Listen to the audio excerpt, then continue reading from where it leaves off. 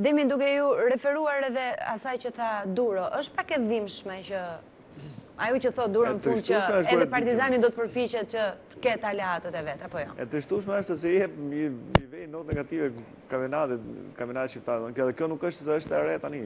Ka dalë sot edhe Duro me që është në punë tani dhe e ndjen. Kjo është domethënë e trashëguar që thonë kemi djerë këto aleanca çit e blerë lënia të qym si duam. Po tani domethënë me kampionat me 10 skuadra kur për herë 2 janë larguar pothuajse. Atëherë ato pjesa që ose 2-3 tjera nuk kanë më objektiva, atëherë kjo është domethënë evidente. Po nëse flitet pastaj për aleanca që i mungojnë vetëm Partizani dhe Tirana, ky kampionat brez pas brezit. Të deklaron Duro, ë? Mirë, po nuk është se janë imun as Partizani as Tirana, mendoj se do është edhe këto janë pjesë e kampionatit. Okej. Lundra, të paktën Duro është drejt për drejt. Jo, nuk është vetëm Duro, është edhe trajneri i Tiranës Magani, i cili thotë po, edhe në rubrikën sportive ka shprehur. Ne luajmë ndershëm futboll dhe nuk kemi të gjithë luajmë kundra nesh. Faktë, ai tha sa mirë, nuk është se është shpikur të vit, aleancat. To kanë qenë, janë dhe do vazhdojnë të jenë.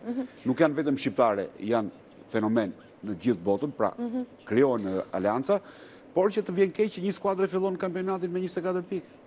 Okej. Me 2 aleanca me 24 pikë.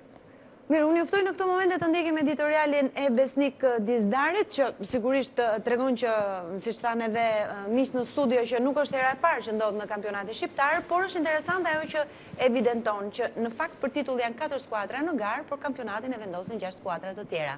Ndjekim dhe kthehemi për ta diskutuar në studio.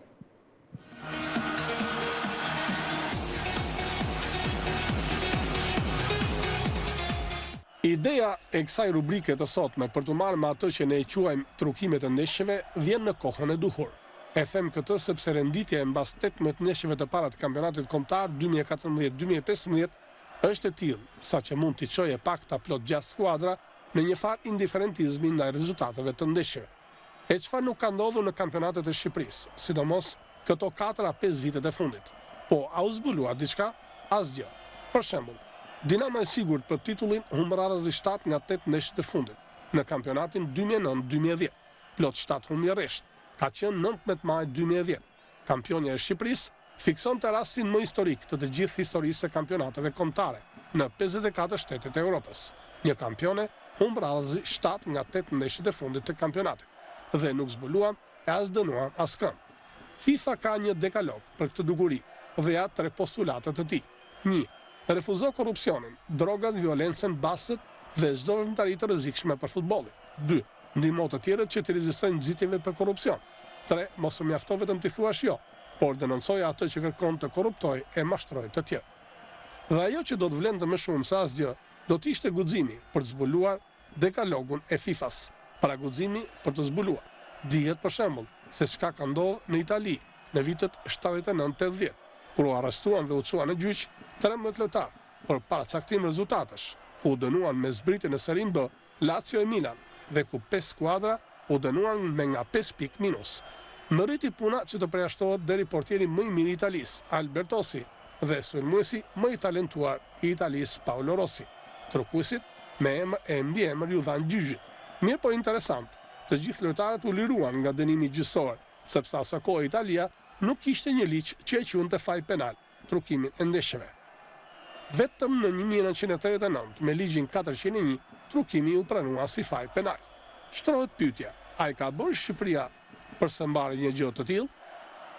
Nuk mund t'i harroj 2 ngjarje në të cilat kam qenë dëshmitar pamor. Ka qenë ndeshja Polonia-Vllaznia në vitin 1968, kur për të shpëtuar skuadra firake nga rënja, skuadra e Shkodrës e dorëzoi ndeshjen në mënyrën më të qartë në stadiumin e Fierit. Po ashtu kam qenë i pranishëm më 1978 në Lushnjë, në ndeshjen e fundit të kampionatit, ku skuadra lushnjare e lëshoi ndeshjen në mënyrën më të habitshme për të fituar titullin kampion Vllaznia.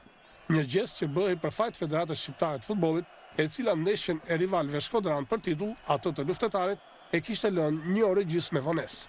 Po ju kujtoj se asgjë nuk ndodhi as në 68-ën e as në 78-ën, sepse provat, si të thuash ligjore, që duhet të vinin për një hetimi të pakundërshtueshëm, nuk u nxorën kurrë. Mos kjo do të thotë që kështu ngjet edhe sot, për fat sot është edhe më keq, sepse dihet kur donte regjimi nuk pyeste fort. Kemi përjashtimin e skuadrës së Vlorës në vitet 40 në kampionatet të mbas luftës, mbasi braktisi fushën në një ndeshje për punë të një goli, e përjashtuan nga kampionati brenda 3 ditëve, apo përjashtimin në këtë rast me patë drejt të 17 nëntorit Partizanit në vitin 1967.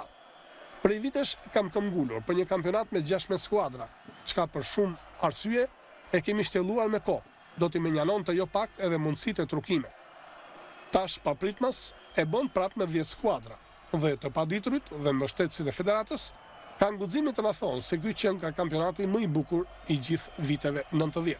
Guximi i madh vërtet, ose shpif se diçka do të mbetë.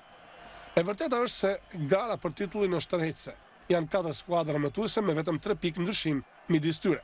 Mirë po, fatkeqësia është se plot 6 skuadra të tjera, më shumë se gjysma, kanë dalë jashtë garës për titull. Kështu, skuadra e Laçit, e vendit të 5, ndodhet plot 11 pikë larg vendit të parë dhe plot 8 pikë larg vendit të 4. Vllaznia dhe Flamurtari nga 15 e 16 pikë larg vendit të parë dhe plot 12 pikë larg të 4-tit.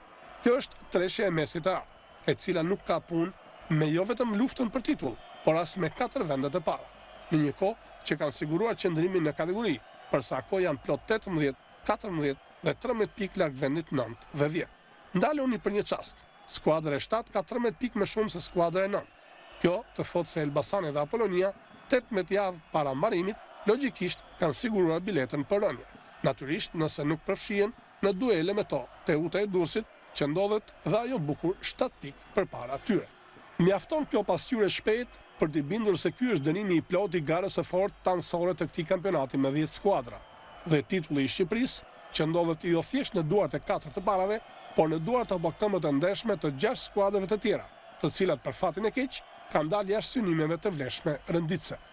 Nuk na mbetet gjë tjetër, por ta kërkojmë ndeshmërinë e kampionatit të ndeshëm mes këtyre 6 skuadrave. Le të shpresojmë, ndonse unë them, për me dyshje, kampionati 2014-2015 është në rrezik dhe po e mbyll me postulatin 9 të dekalogut të FIFA-s që thotë: mos u mjafto vetëm t'i thuash jo, por denoncoja atë që kërkon të korruptoj e mashtroj të tjerët.